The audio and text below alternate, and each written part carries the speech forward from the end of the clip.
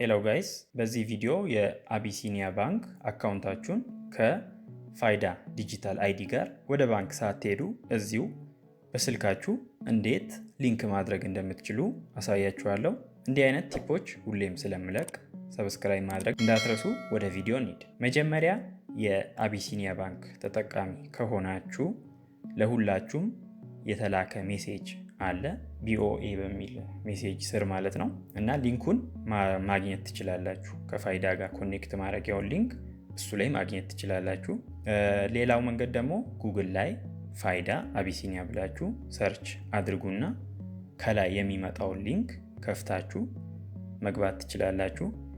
ወይም ደግሞ ከፈለጋችሁ ከታች ዲስክሪፕሽን ላይ ሊንኩን አስቀምጥላችኋለሁ። ከዛ ኮፒ ፔስት ማድረግ ትችላላችሁ። ሊንኩን ከከፈታችሁ በኋላ እንዲህ አይነት ኢንተርፌስ ይታያችኋል እና መጀመሪያ ላይ የሚጠይቃችሁ የአካውንት ቁጥራችሁን ነው።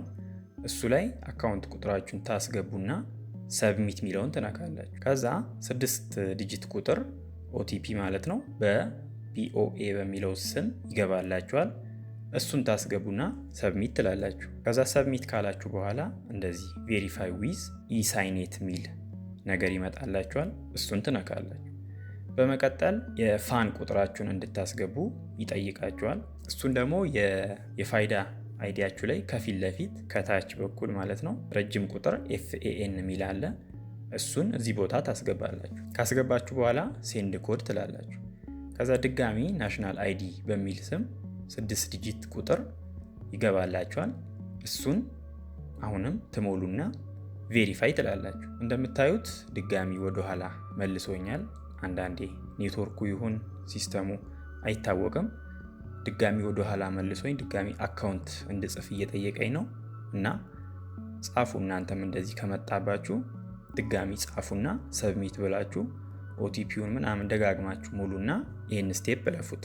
አንዳንዴ ያስቸግራልና ኖርማል። ያው ድጋሚ ኦቲፒ ተልኮልኛል፣ እሱን አስገባለሁ። አሁንም ቬሪፋይ ዊዝ ኢሳይኔት እለዋለሁ። ከዛ አሁንም ኦቲፒ ይገባልኛል FAN ቁጥሬን ሳያስገባ ማለት ነው። ከዛ ሴንድ ኮድ እለዋለሁ። አሁንም ድጋሚ ኦቲፒውን አስገባለሁ ማለት ነው እና ቬሪፋይ እለዋለሁ። እንደምታዩት አሁን አልፎልኛል ያንን ስቴፕ። እንደምታዩት ፎቶ፣ ስማችሁን፣ ስልክ ቁጥር እና አዲሽናል ዲቴል አካውንታችሁ ጭምር ኤቭሪቲንግ እዚህ ጋር ይመጣላችኋል ማለት ነው። በሙሉ ኢንፎርሜሽኑን ካያችሁት በኋላ ወደታች ወረድ ትሉና ሰብሚት ሚል አለ። እሱን ትነካላችሁ። ከዛ እሱን ስትነኩ ሰብሚትድ ሰክሰስፉሊ ኤንድ ኢዝ አንደር ሪቪው ሚል ነገር ይመጣላችኋል። ስለዚህ የእናንተን ስራ ጨርሳችኋል ማለት ነው። አሁን እነሱ አፕሩቭ ሲያደርጉ ሙሉ ለሙሉ ሊንክ ይሆናል ማለት ነው እና አፕሩቭ ተደርጓል ወይስ አልተደረገም የሚለውን ደግሞ እየገባችሁ ቼክ ለማድረግ ከፈለጋችሁ እንደዚህ አካውንት የሚጠይቃችሁ ፔጅ ላይ ትሄዱና ማለትም የመጀመሪያው ሊንክ ላይ ትከፍቱትና አካውንታችሁን ታስገባላችሁ።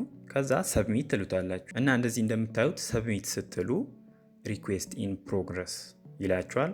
ምክንያቱም ከዚህ በፊት ኦልሬዲ አይዲያችሁን ሊንክ ስላደረጋችሁ ገና አፕሩቭ ስላልተደረገ ነው እንደዚህ የሚላችሁ ማለት ነው። ሌላው ደግሞ የፋን ቁጥራችሁን ካስገባችሁ በኋላ ኦቲፒ ታስገቡና እንዲህ አይነት ኢረር HTTP 500 unable to fetch identity information ሚል ኢረር ሊመጣባችሁ ይችላል። እንደዚህ የሚል ሜሴጅ በጣም ብዙ ጊዜ አስቸግሮኝ ነበር። እኔም ወደ 20 ጊዜ ይሆናል የሞከርኩት። መጨረሻ ግን ሰራልኝ። ያው ያላችሁ አማራጭ በተለያየ ሰዓት ደጋግማችሁ መሞከር ነው።